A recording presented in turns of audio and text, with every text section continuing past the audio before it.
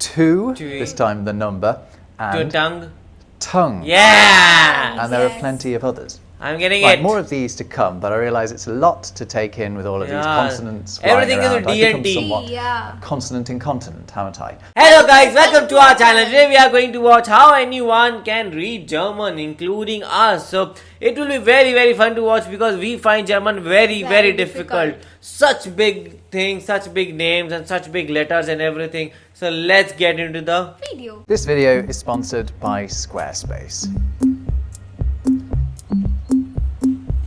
This one's for lovers of English as much as lovers of German. German is hard. Learning it means studying an array of rules, mastering 3 grammatical genders, and knowing whether you're using the nominative, accusative, genitive, or dative. It's hard. But in this video, it's hard. We're ignoring all of that. Okay. I'm going to give you some simple tricks that are going to help your chances of understanding the German words written in front of you, whether they're on a billboard, a menu, or in a movie. By the end, we'll be able to decipher this gibberish to the untrained eye. Let's go. Into something Can we do that? Any English speaker will be able to understand. No prior German knowledge required. Done. Even if you don't want to learn German, do keep watching though, because the reasons why these tricks work tell us a lot about our own language. German and English have history. Los geht's. Let's go. Los geht's. So let's get that mystery document back up. Yeah.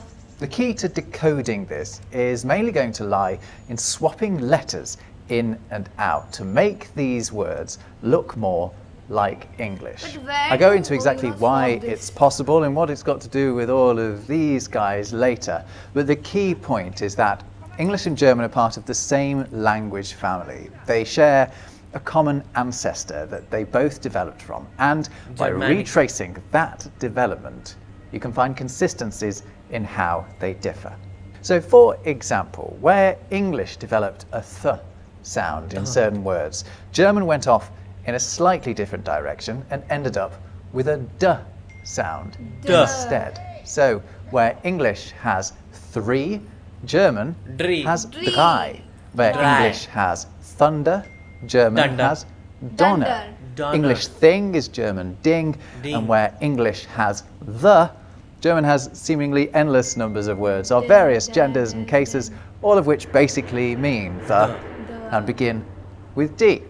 While we're here, actually, German has du and dein, which are 2 words that have the same ancestry as the age-old English words thou and thine. Bible, these kind so of words there's our first trick. Swapping the D in a German word for TH can very often get you closer to the English equivalent. Now, linguistically speaking, the D sound is very similar to the T sound. The processes in our mouths to produce these sounds are extremely similar. Just a tiny tweak makes a T, a D. And that's why you can also often swap a German T sound with TH as well, particularly in the middle or at the end of words, like Mutter, which is mother, and Wert, which is worth.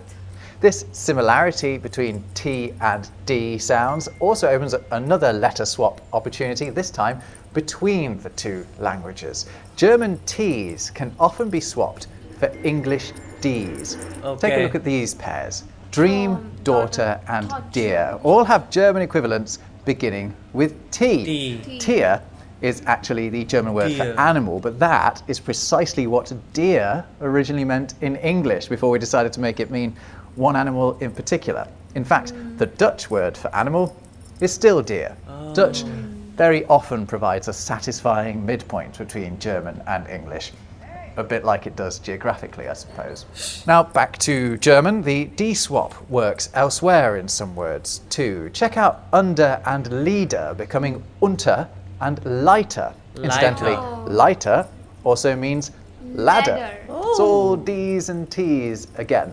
Now while we're throwing T's around, that reminds me of another good swap. This time, instead of taking the T's out, we're going to slip them in the place of the S sound made by either 1 or 2 S's. Check out how neatly German Wasser becomes English water. The German word for what is was.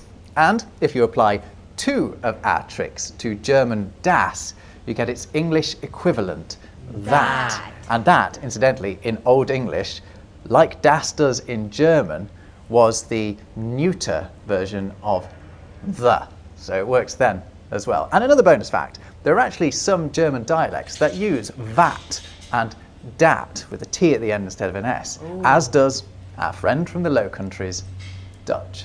Oh, and let's bring in that most Germanic of characters, this fat, wiggly fellow, Yeah, the SZ. what does this Although mean? its name literally means SZ or SZ, it actually replaces a double S. So if you see it, sub in a double S, then try swapping it with a T. For example, German Fuss becomes English foot Football. with a bit of imagination applied to the vowels.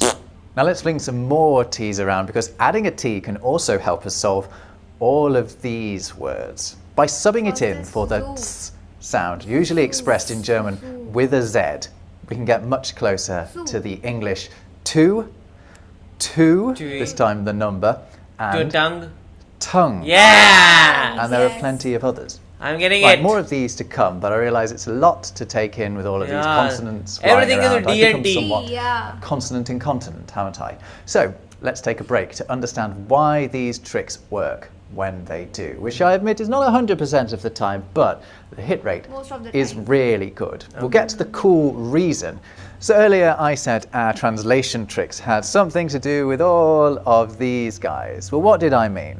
Well, what do Rapunzel, Hansel and Gretel, Little Red Riding Hood and others have in common?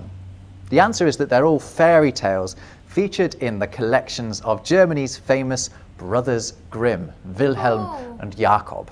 By the way, brother is another word that our tricks work on, because you can just swap the D in the middle of Bruder in German for a TH, and you basically D get for brother. TH? Anyway, T Jakob here is our hero, because as well as working with seinem Bruder to bring together and reimagine European fairy tales, he was also a prolific linguist.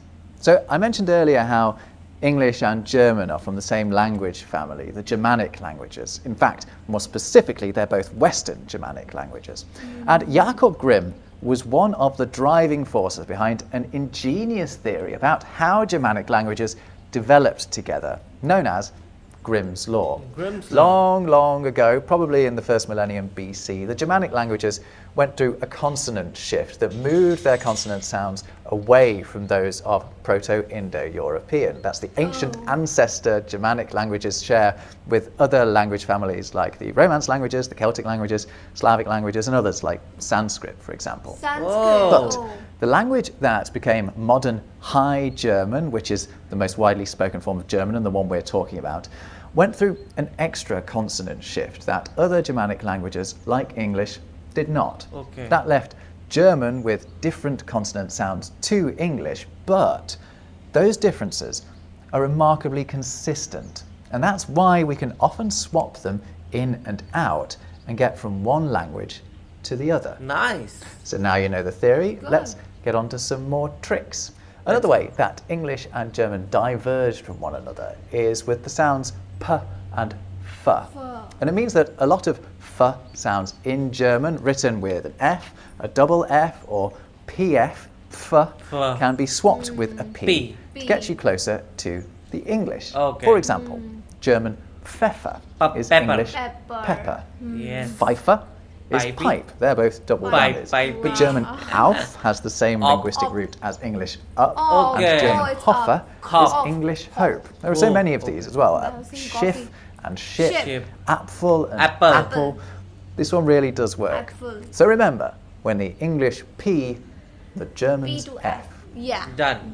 Now the next swap is a piece of cake, or in German, ein Stück Kuchen. You can often sub this CH in a German word for a K and get closer to the English, like Kuchen and cake. Also, German machen is English make, although it also means do as well. Suchen is related to English seek, and a German Buch is an English book. And again, actually, once you do these swaps, you basically get to the Dutch version of these words. Check out machen.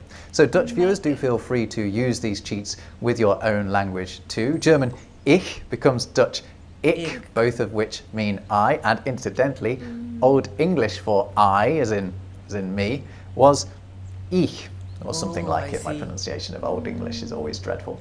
Anyway, that's all a Dutch distraction, because I was just going to point out that German words that begin with a K often have an English equivalent beginning with C. Right? Cake is a good example of that one as well. A German Kuh is a cow, Kreuz is a cross, and lots of others are really obvious, like Kultur and culture. You're unlikely to struggle with ones like that. Now, any more for any more? Yes. Hanging out at the end of the alphabet are W and Y, and they hold the key to another couple of handy switcheroos you can do. We're going to try swapping them in for German G's. Okay. Let's take the German word Tag. So we already know what to do with the T. We're swapping it for a D, aren't we? Remember dream and daughter? And now let's try, as I just suggested, removing the G and putting in a Y. Yeah. We end up with day. What's the German for day? Tag. It's Tag. Tag. Another fascinating historical fact, the Old English word for day was this. Day. Notice anything? It has a G at the end, although it was actually pronounced more like a Y. It was something like die. Again, my Old English is dreadful. Anyway, some more G and Y swaps. German Weg is English way. German sagen is English say. And if the Y doesn't work, just give a W a go. Okay. German Bogen is English bow. Bow. Oh, and I've just thought of another good one, actually. A lot of B's in German are V's in English. Take a look at the German words for live and indeed for liver. Leber. Also Leber. to give, which is geben, and to stick things together is kleben, which is a relative of English cleave. Cleave is a fascinating word because it can both mean to separate and to put together. Have you ever noticed that? Yes. Little doggy. Had enough of these yet? Well, don't make me stop before I get to my triple letter score trick. Triple letters. CHT. German words containing CHT often have a similar English word with GHT instead. I give you light, both in the sense of the shiny stuff and the stuff that's easy to lift. I also give you night, eight, and sight. And there are others. Ones to watch out for, though. Nicht means not rather than night, and you wouldn't be blamed for thinking a knecht was a knight, but it isn't. A knecht is a servant. But in my defence, the words are related. The English knights saw themselves as servants to their sovereign. Oh. Right. Or should that be Richt? Actually, a German judge is a Richter, and they oversee the administration of Recht, so I think that one sort of counts. Anyway, right. Those are all the tools you need to be a consonant trickster. So now let's put them solve to it. the test and bring back this from earlier. And if G you haven't for- already worked out what this is, it does tell you at the top. The menu. Tagesmenü. Yeah. Let's work our magic on the T and swap it for a D, Day and the G menu. for a Y, and we get something very close to day's menu. Yes. This is a menu of the day's specials. So, what's for starters? C for Cremige K, right? Karottensuppe. Well, already we see that we G can do another with G Y. and Y swap in the first word, and we get much closer to the English word creamy. And then we can swap the K at the start of the next word with a C, although I suspect you'd already worked that one out. This is creamy carrot And soup. broad. Und is just German for and if you need any help with the last word, swap the T at the end for a D, and you can work out that that's bread. Bread.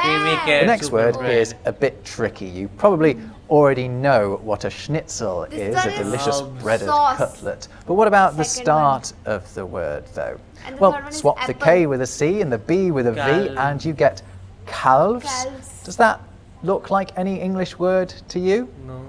How about calves? Oh, Calf is the German for veal, the meat of a young cow. Schnitzel. A calf.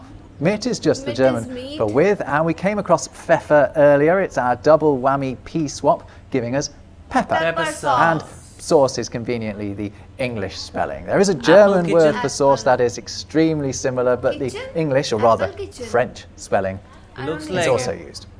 onto our dessert. Case for It's C. apple cake. The Apple P cake. again swapped for a P Yeah. gives us an Cochin apple. cake, Then yeah. swapping Yeah. the K for a C and Cafe the CH for order. a K gets us close enough to Order. cake to work it out, Is like it we did tea? earlier on. W is And then Water? finally to the drink, you actually No. have a choice of coffee or water. Coffee If you or swap the K for a water. C, It and is that's tea double only. S Yeah, I for was tea. right. Although I'm sure the waiter Yes, will let you but have both or. if you ask nicely enough. This video was so helpful, and I can say that I know a bit more German language now, because the thing is, if I go somewhere and if I see some words, then I can like swap with S and D, and also like how you have to do it, because like I used to find it so difficult because it is written so big, but now if you do some mental maths, you can get the Yeah, point. this video was very helpful. I mean, now what I used to think about Germany is that it's very difficult to learn. I mean, I cannot learn it. It is going to take me years to learn that language because it has some huge words. But we also got the trick in some of the videos that you can just break the words. But in detail, we understood that you just have to swap, and it's very similar to English. I was so shocked that it is similar to English. So this video was very helpful. Actually, so what do you guys think about it? Do let us know in the comment section below. So do like, share, and Subscribe. bye.